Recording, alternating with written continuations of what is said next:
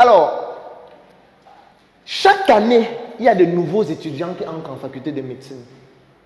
Toujours plus nombreux. On crée les nouvelles facultés. On vient de créer, on est en train de créer une autre au nord, on est en train de créer, on veut créer une autre à l'est. Ça veut dire que dans très peu de temps, il y aura encore un peu plus de médecins qui vont avoir des diplômes et qui vont sortir chaque année. Alors que déjà, ceux qui sont là n'ont pas d'emploi. Je vais vous donner rapidement une conséquence grave que ça entraîne. Du moins, une parmi tant d'autres. La première conséquence, c'est que moi, j'ai des collègues qui touchent 50 000 le mois. Ça veut dire qu'ils travaillent de lundi à vendredi. Ils font 2 gardes par semaine. À la fin du mois, on donne 50 000. Docteur en médecine, 7 ans. Pourquoi est-ce qu'on donne 50 000? Parce que c'est un peu comme les Bayam Salam. Quand il n'y a même pas de pouvoir même surfer sur son téléphone, qu'est-ce que ça entraîne? Ça fait en sorte que les victimes, c'est nous. Parce que quand vous allez arriver à l'hôpital, il y a des choses incroyables qu'on va faire juste pour combler les fins de mois. On va vous prescrire un examen qui ne sert absolument à rien parce que chaque fois qu'on prescrit ça, on a 30%. On va vous prescrire des médicaments qui ne vous servent à rien parce que chaque fois que je vous prescris le médicament, j'ai 500. J'ai assisté un jour à une conférence d'un laboratoire de la place ici à Yaoundé, je ne vais pas citer le laboratoire, qui avait invité les médecins pour présenter un nouveau médicament. On arrive dans la conférence, il y avait pratiquement 120 médecins. Et puis, la dame qui était responsable du laboratoire est devant et commence à présenter le médicament, la molécule, etc. Ce qui se passe, c'est que, déjà, avec tellement d'erreurs dans la présentation et tout, mais bon, ce n'est pas ça le plus important. C'était un médicament qui, selon eux, permettait de restaurer le système immunitaire des patients qui souffraient de sida. Pendant sa présentation, il y a quelque chose qui m'a choqué. À un moment donné, elle dit que je sais qu'au Cameroun, c'est difficile. Je sais que les médecins, vraiment, le traitement salarial n'est pas bon, les emplois et tout. Mais on a quand même prévu quelque chose pour vous. Chaque fois que vous allez prescrire ce médicament, vous aurez 500. On va vous donner des facturiers qui ont des souches à chacun qui souhaite utiliser le médicament. Comme ça, chaque fois que vous prescrivez le médicament, à la fin du mois, on vient prendre les souches, on compte et puis on vous donne vos 500. À la fin donc de la présentation, elle dit, ceux qui souhaitent alors le faire, venez prendre les souches. Et plus de 80% des médecins allaient prendre. Ils prenaient les souches. Et je vous rappelle que c'est un médicament qui coûte 16 000 francs, qui est interdit dans certains pays en Europe, qui n'a fait l'objet d'aucune étude sur le plan pharmacologique et de ce qu'on appelle la pharmacovigilance pour contrôler les effets d'un médicament à court, à moyen et à long terme au Cameroun, mais que les gens vont commencer à prescrire à vous, à nous, juste parce qu'ils auront 500 après. Je vais même aller plus loin parce que ça va, mais bon, il ne faut pas que je dise tout, sinon ça va faire que vous n'allez plus à l'hôpital. Ce n'est pas l'objectif de cette journée. Moi, j'ai déjà assisté à plusieurs opérations fictives. Vous savez que vous arrivez à l'hôpital, on vous dit, bon, vous avez l'hépatite, non, vous avez une appendicite. Il faut 200 000 pour l'opération. Si vous ne le faites pas très vite, vous risquez de mourir dans les heures qui suivent. Vous vous battez donc pour que la famille essaye de trouver l'argent. Vous prenez l'argent, vous donnez, on vous amène au bloc, on fait une incision, après on referme et puis on renvoie en salle. Moi, j'ai déjà assisté à ça plusieurs fois. Je vais même encore un peu plus loin. Il y a des laboratoires. Bon, je laisse d'abord le laboratoire. On continue avec les médecins. Il y a des collègues médecins qui sont généralistes et chacun d'eux a au moins 6 cachets. Il a le cachet où il est neurologue. Il a le cachet où il est gynécologue. Il a le cachet où il est pédiatre. Il a le cachet où il est ophtalmologue, en fonction du patient qui vient. Et du coup, il consulte à 10 000. Dès que la consultation finit, il vous donne un diagnostic très compliqué. Vous avez le syndrome de Munchausen. Le stress commence. Mais le syndrome de Munchausen, c'est encore quoi? Il dit que pour confirmer le diagnostic, il faudrait qu'on fasse un examen. Mais on ne fait pas l'examen ici. Le seul endroit où on fait cet examen, c'est à Yaoundé, au centre Pasteur. Mais pour ne pas vous compliquer la tâche, on a un service d'acheminement des échantillons.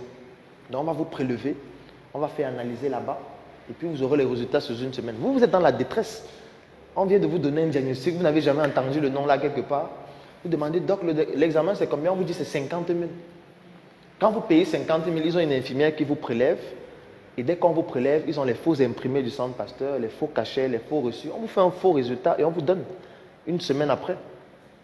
Je vais encore plus loin.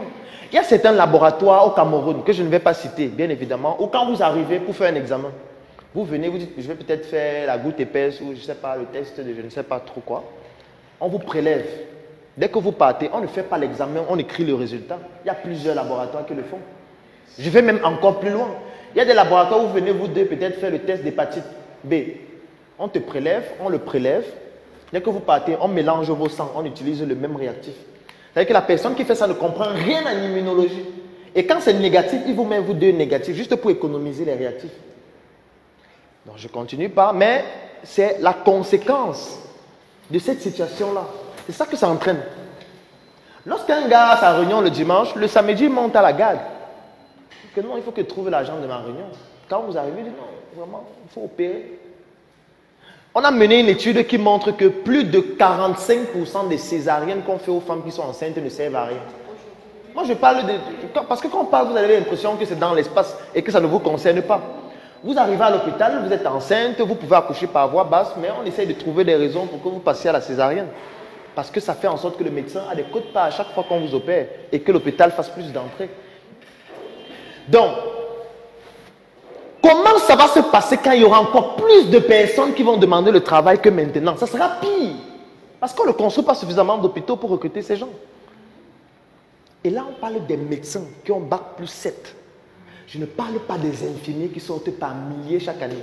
Les sages-femmes qui sortent par milliers. Des aides-soignants qui sortent par milliers. Des analystes biomédicaux qui sortent par milliers. Je ne parle pas des pharmaciens. Je ne parle pas d'eux. On a encore sur les médecins qui ne sont pas nombreux. Et voilà déjà ce qui se passe. Ça sera pire dans 5 ans, pire dans 10 ans, pire dans 20 ans, si rien n'est fait. Et ce n'est pas qu'ils n'ont pas la compétence, c'est qu'ils ont fait une école où ils ont la compétence pour faire un travail spécifique. Et c'est déjà comme ça chez eux. Donc quand on parle d'entreprendre, les gens ont l'impression que c'est juste une mode, c'est juste une manière de vouloir dire qu'on perd le temps, parce que voilà, on n'a pas pu le travail, on n'a pas trouvé le travail. Du coup, comme on est un cancre, on dit qu'on entreprend. La fonction publique au Cameroun, la capacité maximale de recrutement, c'est 300 000 personnes. La fonction publique ne peut pas recruter plus de 300 000 personnes. Vous pensez que les autres millions de personnes ils vont travailler dans où? Tout le monde ne peut pas travailler à la fonction publique. Soit c'est le privé, soit vous allez vous-même trouver quoi faire. Et c'est pour ça que les gens font dans l'informel, en plus de 80%. Donc, on connaît déjà le chemin qui attend. Les 2000 étudiants qui sont en première année de droit à soi, on connaît le chemin qui les attend. On sait où ils vont finir, en fait. Bon, on va dire que j'ai un problème avec les étudiants de soi. Aïe, ça me regarde, j'ai un angle bizarre. Mais, comment un pays en chantier forme autant de bavards? Comment? Bon, on va créer un pays où on va aller travailler. Ils vont faire comment? Ils vont faire quoi? C'est pour ça que les gens affluent dans les concours. On prend, il y a un concours, on met 10 places. On dit qu'il y a 20 000 candidats. On met 10 places. Et ce qui fait que l'État a trouvé que c'est une très bonne stratégie pour remplir les caisses. Donc du coup, quand on gagne les concours, vous venez donner les frais, on sait que bon, on sait là-bas ceux qui ont passé. Donc du coup, ce que vous venez faire là, c'est la mascarade. Imaginez donc ce qui va se passer bientôt. Parce que la population ne fait que s'agrandir. Ne fait que s'agrandir. Les enfants vont de plus en plus à l'école. Les enfants ont de plus en plus de diplômes. Les parents poussent de plus en plus des enfants à avoir le maximum de diplômes. Et quand ils ont le maximum de diplômes, ils sortent, il n'y a rien à faire.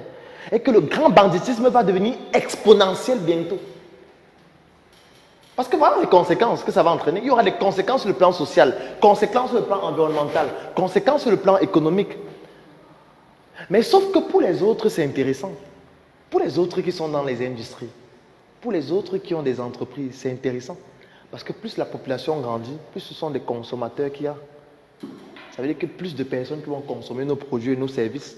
Choisissez donc de faire partie de ceux-là qui vont bénéficier du fait que la population ne fait que grandir. Et non de ceux qui seront la victime. Si vous êtes dans une forêt, vous choisissez d'être le lapin ou le lion. Moi, je choisis d'être le lion. Hein. Mieux, c'est moi qui mords. Moi, je ne veux pas être mordu. Si je peux mordre moi-même, je mords. On va dire que mordre, ce n'est pas bien. On ne veut pas, c'est le péché. Vraiment. Je préfère mordre et que ce soit un péché que d'être le lapin et aller au paradis. En tout cas, pour le moment. Donc, j'ironise un peu, mais c'est la problématique qui est actuelle. C'est la problématique qui est actuelle et qui est extrêmement délicate et grave si rien n'est fait. Ça fait partie des enjeux de l'entrepreneuriat et c'est pourquoi il faut absolument pousser les gens à entreprendre. Si tu as aimé cette vidéo, alors tu vas adorer mon coffret VIP. Le coffret VIP, c'est 200 heures de vidéo, 17 formations pour te permettre de plonger en immersion dans l'univers entrepreneurial et développer tes performances. Et ce n'est pas tout, parce que ce coffret VIP te donne aussi droit à une adhésion de 3 mois dans le Claudel Noubissier Business Group, qui est un groupe business qui comporte plus de 1000 membres pour te permettre de gagner des marchés, trouver des partenaires et même des investissements dans tes projets. Si tu es intéressé par cette opportunité, clique sur le lien dans la description de cette vidéo ou tout simplement contacte-nous afin de pouvoir bénéficier de cette opportunité exceptionnelle. Rendez-vous dans le Claudel Noubissier Business Group.